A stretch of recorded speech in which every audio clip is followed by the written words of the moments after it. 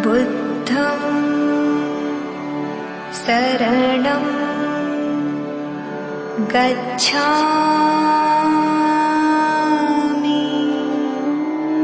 जय भीम दोस्तों, मैं रजत मौर्य आप सभी का स्वागत करता हूं बहुजन साहित्य के इस विशेष कार्यक्रम किताब पर चर्चा में, जहां हम चर्चा करते हैं बहुजन लेखकों द्वारा लिखी गई किताबें और बहुजन मुद्दों पर केंद्रित किताबों पर। दोस्तों, आज हम इस वीडियो में बाबा साहब के धम्मोपदेश के बारे में बात करेंगे, या ये कहें कि उनका जो धम्म उपदेश है वो मैं आप लोगों के सामने पूरा पढ़कर बताऊंगा। इसका एक भाग, पहला भाग इसका ऑलरेडी अपलोड किया जा चुका है, तो जितने लोगों ने वो भाग नहीं देखा है वो सबसे पहले उस भाग को देखें और उसके बाद फिर इस वीडियो पर आए। शुरुआत करने से पहले आप सभी से निवेदन है कि वीडियो को पूरा देखिएगा और चैनल को जरूर सब्सक्राइब कीजिएगा, ताकि अगले वीडियो का नोटिफिकेशन आप लोगों तक पहुंच सके।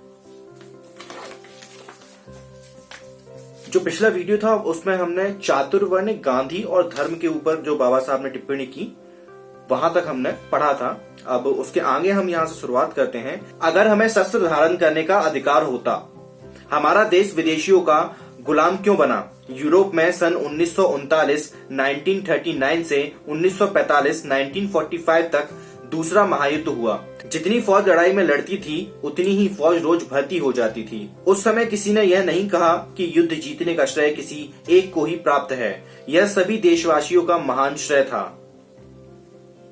हमारे देश की तो बात ही निराली है। क्षत्रिय मर गए तो सारा देश मर गया, यही होता रहा है। इसलिए हमारा देश कई बार गुलाम बना। अगर हम लोगों को शस्त्र धारण करने का अधिकार होता तो यह देश कभी गुलाम न बनता और न कोई इस देश को आक्रमण करके जीत ही सकता था। बुद्ध धर्म से ही इस देश की भलाई होगी। हिंदू धर्म में रहकर किसी का उद्धार नहीं हो सकता। हिंदू धर्म की रचना के अनुसार कुछ तथाकथित स्वर्णों को सदियों से लाभ पहुंच रहा है। मेरे इस कथन में तिल मात्र का भी झूठ नहीं है। शूद्रों और अछूतों की क्या भलाई हुई? बामन की औरत गर्भवती हुई तो उसका ध्यान सीधे हाईकोर्ट की ओर जाता है कि वहां पर जज का कोई पद खाली है या नहीं। और जब हमारी औरत गर्भवती होती है तो उसका ध्यान इस बात की ओर जाता है कि कमेटी में कोई झाड़ू देने वाले के लिए जगह खाली है या नहीं। यह दुर्भाग्य हिंदू धर्म व्यवस्था के कारण ही है। इसमें रहकर हमारी क्या भलाई हो सकेगी? अगर हमारी भलाई होगी तो केवल बुद्ध धर्म में ही होगी। भगवान के धर्म को बामनों ने भी अपनाया और शूद्रों ने भी। उन सभी भिक्षुओं को आदेश देते हुए भगवान बुद्ध ने कहा था कि हे भिक्षुओं, आप लोग कई देशों और भिन्न भिन्न जातियों से आए हुए हैं। जिस प्रकार आपके देश प्रदेश में अनेक नदियां बहती हैं, उनका अलग अस्तित्व दिखाई देता है। जब ये नदियां महासागर में मिल जाती हैं तब अपने पृथक अस्तित्व को खो बैठती हैं। वे सब समुद्र में समा जाती हैं। बुद्ध धर्म समुद्र की ही भांति है। इस संघ में सभी एक हैं और सभी बराबर हैं। समुद्र में गंगा या यमुना के मिल जाने पर उसके पानी को अलग से पहचानना कठिन है।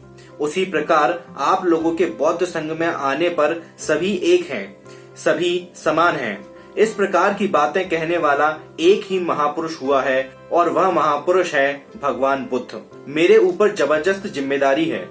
जब लोग मुझे यह प्रश्न करते हैं कि मैंने धर्मांतर करने के लिए इतना समय क्यों लगाया, इतने दिन तक मैं क्या कर रहा था, ये प्रश्न महत्वपूर्ण है। धर्म के तत्वों को दूसरों को समझाना आसान काम नहीं है। यह अकेले व्यक्ति का काम भी नहीं है। धर्म के संबंध में आप विचार करके देखेंगे तो मेरी बात आपकी समझ में आ जाएगी। आज मेरे ऊपर जितनी बड़ी जिम्मेदारी है उतनी संसार में किसी पर नहीं है। यदि मैं अधिक समय तक जीवित रहा तो वह सब काम पूरा करके दिखाऊंगा। बाबा साहेब जिंदाबाद के नारे से आकाश गूंज उठा। कुछ समय तक चारों ओर इन्हीं नारों और तालियों की गड़गड़ाहट की आवाज सुनाई देती रही। अछूत कहकर नहीं घूमना। कुछ लोग कहेंगे कि अछूतों के बौद्ध बनने पर क्या होगा। इस संबंध में मेरा इतना ही कहना है कि इस प्रकार का प्रश्न आप लोगों को नहीं पूछना चाहिए, क्योंकि ऐसे प्रश्न धूर्ततापूर्ण हैं। धनी लोगों को धर्म की आवश्यकता नहीं है। उनमें जो लोग ऊंचे पद पर आसीन हैं, उनके पास रहने के लिए अच्छा बंगला है, उनकी सेवा करने के लिए उनके पास धन है, उनके पास नौकर चाकर हैं और उनके पास सब कुछ है। ऐसे लोगों द्वारा बौद्ध धर्म को अपनाने या उस पर विचार करने की कोई आवश्यकता नहीं है।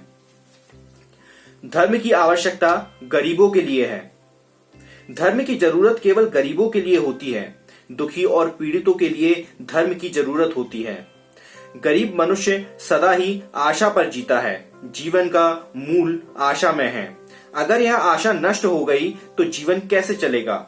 धर्म सभी को आशावादी बनाता है। गरीबों पीड़ितों को यही संदेश देता है कि घबराने की कोई आवश्यकता नहीं, क्योंकि जीवन आशादायक है और ऐसे ही आगे भी रहेगा।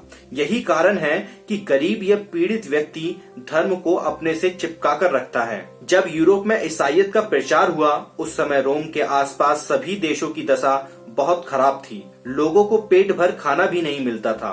उस समय पेट भरने के लिए गरीब लोगों को खिचड़ी बांटी जाती थी। उस समय इन लोगों में ईसाई मत का प्रचार हुआ। दुखी और पीड़ित लोग इस धर्म के अनुयायी बने। यूरोपीय विद्वान मिस्टर गिवन ने एक बार कहा था कि ईसाई धर्म भिखारियों का धर्म है, और यूरोप को इसका जवाब देने के लिए मिस्टर गिवन आज जीवित नहीं हैं। अगर वे जीवित होते तो शायद अपनी बात का जवाब वे खुद ही पा लेते। कुछ लोग यह अवश्य कहेंगे कि बुद्ध धम्म भंगी चमारों का धम्म है। बामन लोग भगवान बुद्ध को भी भो गौतम कहकर पुकारते थे। बामन भगवान को इस प्रकार अपशब्द कहकर चिढ़ाया करते थे। लेकिन आप यह जानते हैं कि विदेशों में राम, कृष्ण और शंकर की मूर्ति को खरीदने के लिए रखा जाए तो कोई नहीं खरीदेगा। अगर बुद्ध की मूर्ति रखी जाए तो एक भी मूर्ति नहीं बचेगी। भारत में जो होना था वह बहुत कुछ होता रहा। कुछ बाहर भी देखो। बाहर अगर किसी का नाम प्रसिद्ध है तो केवल भगवान बुद्ध का। फिर यह धर्म बगैर फैले कैसे रहेगा? हम अपने मार्ग से जरूर जाएंगे, वे अपनी राह से जाएं।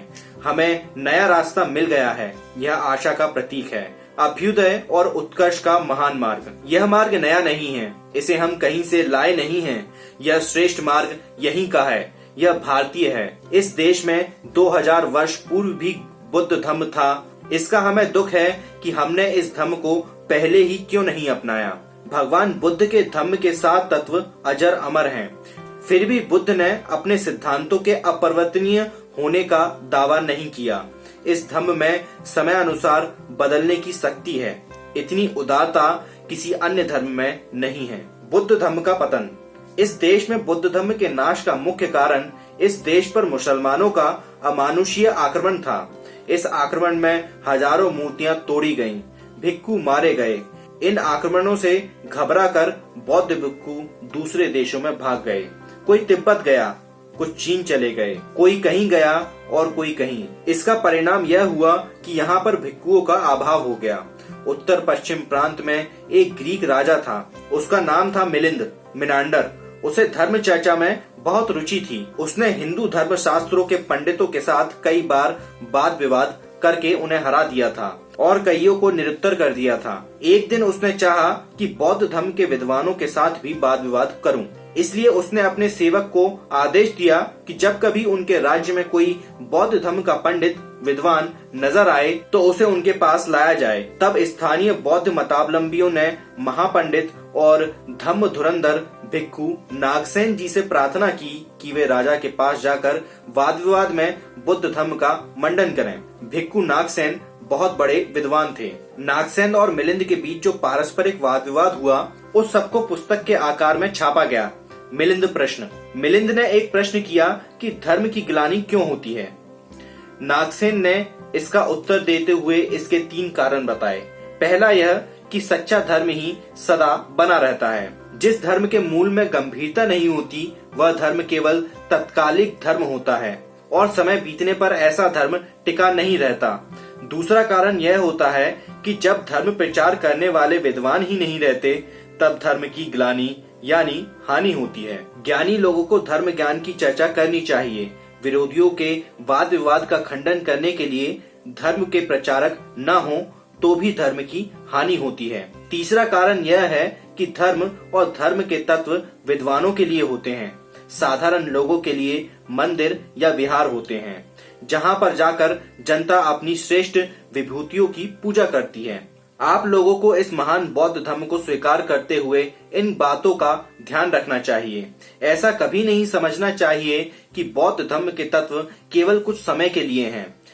आज 25,000 वर्षों के बाद भी बुद्ध के तत्वों को सारा संसार मानता है। अकेले अमेरिका में बुद्ध धर्म के अनुयायियों की 2000 संस्थाएं हैं।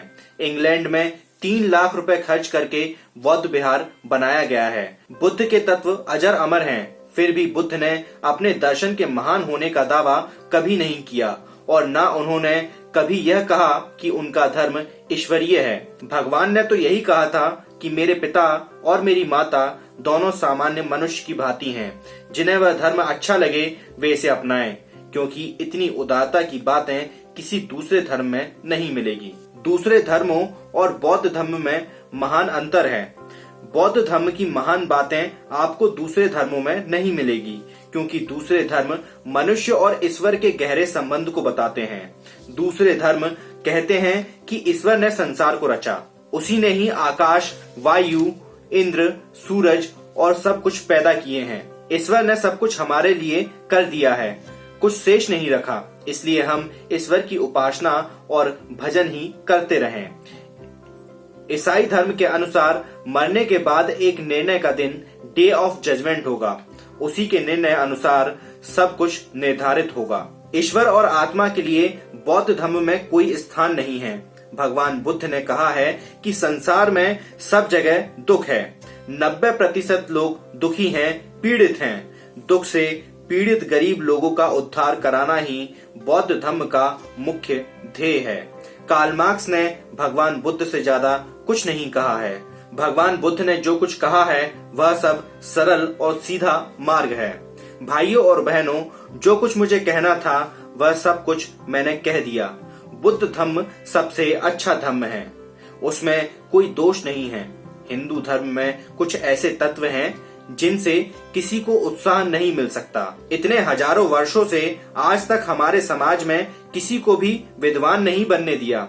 आप लोगों के सामने मुझे अपने बचपन की बातें बताते हुए किसी प्रकार की झिझक नहीं होती है। मेरे स्कूल में एक अबामन मराठा औरत थी। वह स्वयं अनपढ़ थी, परंतु मुझे कभी छूती न थी। मेरी माँ मुझको कहती थी कि मैं बड़े लोगों को मामा कहकर पुकारूं। पोस्टमैन को मैं मामा कहकर पुकारा करता था। स्कूल में एक दिन मुझे प्यास लगी। इसके लिए मैंने अपने मास्टर से कहा। मास्टर ने चपरासी को बुलाकर कहा कि इसे नल पर जाकर पानी पिला लाओ। चपरासी ने नल खोला तो मैंने पानी पिया। अगर कभी चपरासी न हुआ तो कई कई दिन पानी पीने को नहीं मिलता था। प्यासा ही घर आता था और घर पर भी प्यास को बुझाता था। जब मैं पढ़कर वापस आया तब मुझे डिस्ट्रिक्ट जज बनने के लिए कहा गया, लेकिन इस रस्सी के फंदे को मैंने अपने गले में नहीं बंधवाया, क्योंकि मेरे नौकर हो जाने पर मेरे लोगों की सेवा कौन करेगा।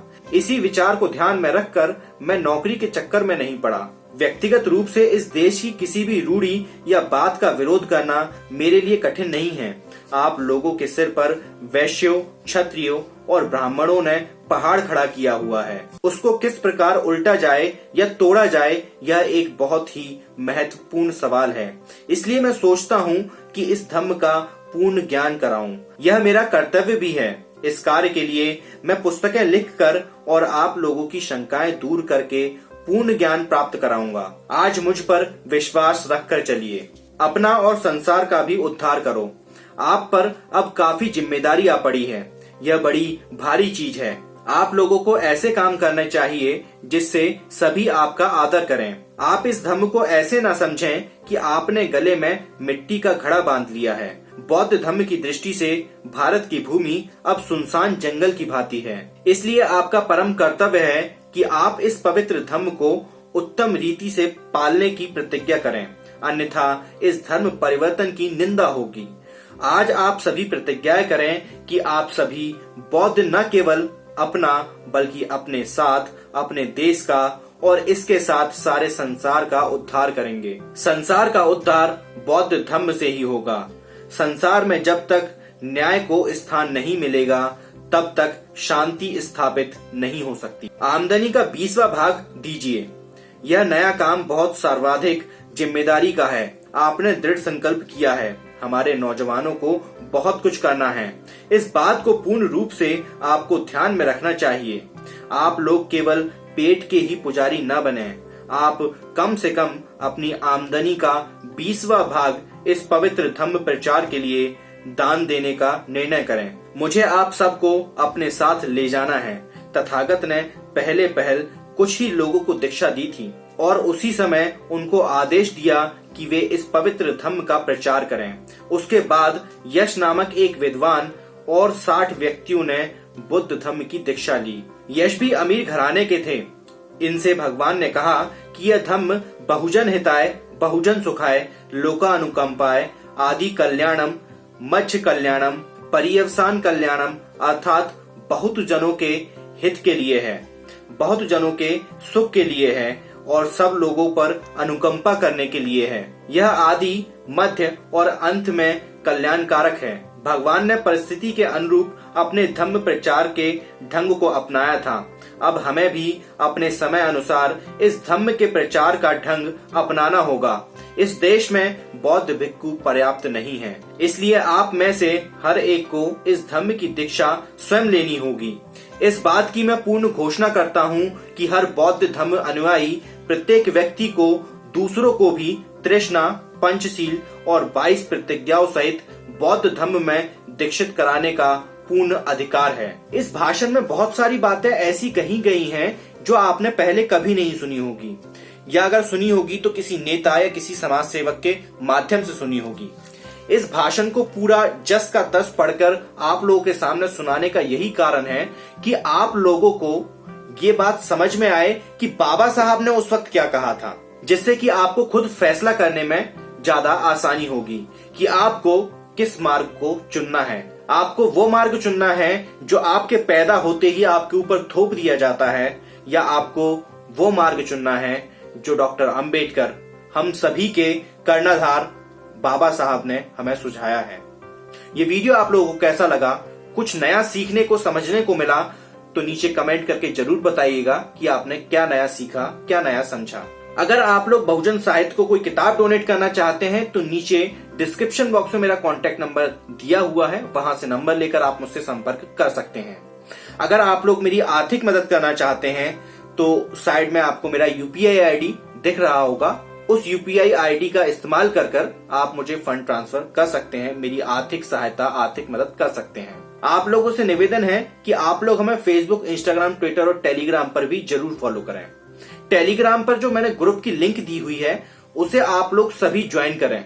ये जो चैनल है बहुजन साहित्य का, यूट्यूब इसे कब खत्म कर देगा मुझे नहीं पता, क्योंकि इस चैनल की ऑलरेडी रिपोर्ट्स होना स्टार्ट हो चुकी हैं। इसलिए आप सभी से मेरा निवेदन है कि आप टेलीग्राम के उस चैनल को ज्वाइन जरूर करें, जिससे होगा ये कि अगर यूट्यूब इस चैनल को डिलीट भी कर देता है और हम कोई नया चैनल बनाते हैं तो उसका लिंक मैं डायरेक्ट आप लोगों तक पहुंचा सकूं। मैं रजत मौर्य मिलता हूं आपसे अगले वीडियो में फिर किसी किताब के साथ।